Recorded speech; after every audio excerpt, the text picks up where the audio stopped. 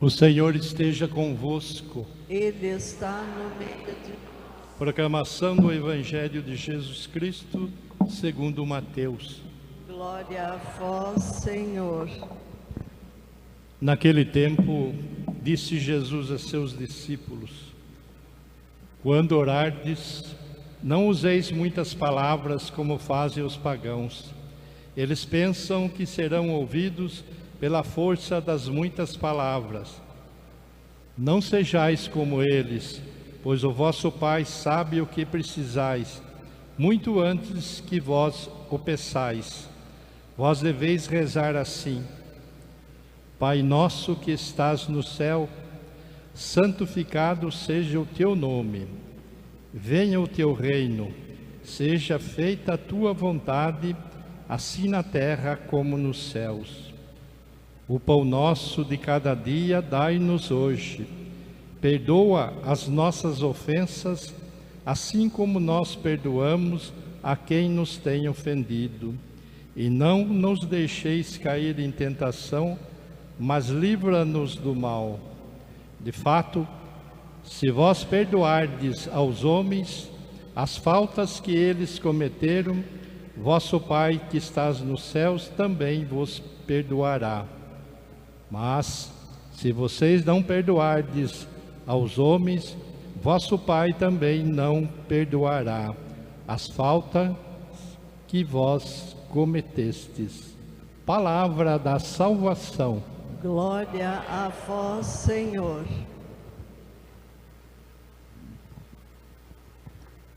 Que as palavras do Santo Evangelho perdoem os nossos pecados.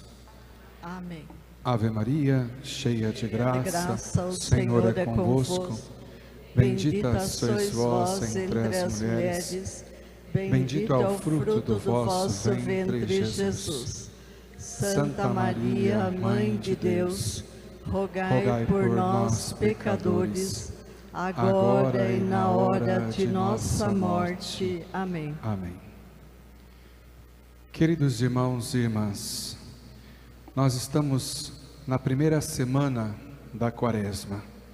Sabemos que é um tempo de penitência, um tempo de jejum, de fortalecer as nossas orações, um tempo de caridade, mas também um tempo de batalha, aonde precisamos lutar para que Cristo vença em nós. Por isso, tem essa característica do deserto, da dificuldade. E é tão interessante percebermos que já no início deste caminho difícil, de confrontos internos, o Senhor, Ele diz que Ele está pronto para libertar o justo de toda angústia. E como é belo nós sabemos que mesmo em tempos de prova, mesmo em tempos de dificuldade, o Senhor, Ele garante a sua presença no meio de nós. E como nós ouvimos o salmista dizer, do coração atribulado, Ele está perto. É Ele quem conforta aquele que está de espírito abatido. E é isso que nós precisamos entender, perceber na nossa vida, o quanto o Senhor faz. E na primeira leitura de hoje, do profeta Isaías, ele deixa claro que aquilo que ele diz, aquilo que ele prometeu, ele há de cumprir. Então nós sabemos, meus irmãos, apesar das nossas fraquezas, das dúvidas que muitas vezes nos assaltam, nós sabemos que o Senhor, Ele cumpre aquilo que Ele diz. Sabemos que Ele não deixa uma obra inacabada, Ele não deixa nada pela metade. É Ele mesmo quem diz, através do profeta Isaías: assim como a chuva e a neve descem do céu e para lá não voltam mais, mas veio irrigar e fecundar a terra e fazê-la germinar e dar semente, assim é a palavra que sai da minha boca. A palavra do Senhor, ela produz algo novo em nós. E é por isso que nós somos convidados a simplesmente permitir com que Ele faça a sua obra, permitir com que Ele vá modelando e transformando a nossa vida. Nós vimos no domingo passado as tentações de Jesus no deserto e entendemos que a melhor forma de vencer toda e qualquer tentação é nos colocarmos diante de Deus, nos entregarmos nas suas mãos. Por isso Jesus no Evangelho de hoje, ele vai dizer: quando orardes, não digam tantas palavras, porque a oração não se trata de falar tanto, mas se trata de se entregar, de se colocar nas mãos de Deus e permitir com confiança que Ele conduza a nossa vida. Dizer a verdade, a oração é mais um ato de confiança do que muitas palavras ou qualquer outra coisa. É permitir-se deixar conduzir. E não é conduzir por alguém simplesmente. Por isso que o Senhor Jesus nos ensina essa oração que todos nós rezamos tantas vezes, e talvez tantas vezes no mesmo dia, aonde nós começamos dizendo: Pai Nosso. Então o primeiro ato de entrega é reconhecer que Deus é Pai. E se Ele é Pai, Ele não vai permitir que nada de mal aconteça, nada que Ele não possa transformar em um bem maior. Existem as dificuldades da vida, existem as problemáticas, e tantas delas, ou a maior parte delas, somos nós mesmos que criamos. A maior parte das coisas que roubam o nosso tempo, que nos deixam agitados, não são coisas naturais, mas são coisas criadas pelo próprio homem, que se afastando de Deus, comete injustiça, não sabe valorizar o outro, não entende quem é o outro que está ao lado. E o Senhor, Ele nos ensina.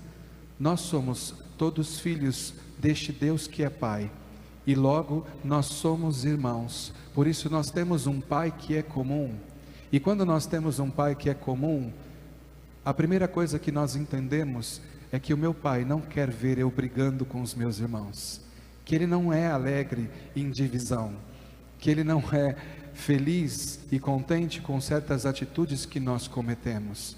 Então esta entrega a Deus é essencial, permitir que Ele nos conduza. Depois Ele vai dizendo, né, que seja feita não a nossa vontade, mas a vontade dEle, uma vontade que é um bem para a nossa alma, e vai nos conduzindo. Os santos da igreja, como Santo Agostinho, por exemplo, olhando para esta página do Evangelho, aonde nós meditamos o Pai Nosso, ele vai dizer que aqui está um caminho de santificação, que o Pai Nosso é como se fosse o espelho do nosso coração.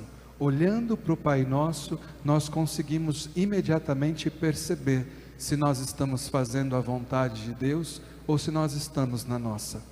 E é por isso que ele conclui com um convite de perdão, de olharmos para aqueles que estão ao nosso lado e que nos feriram e estender a cada um deles a misericórdia.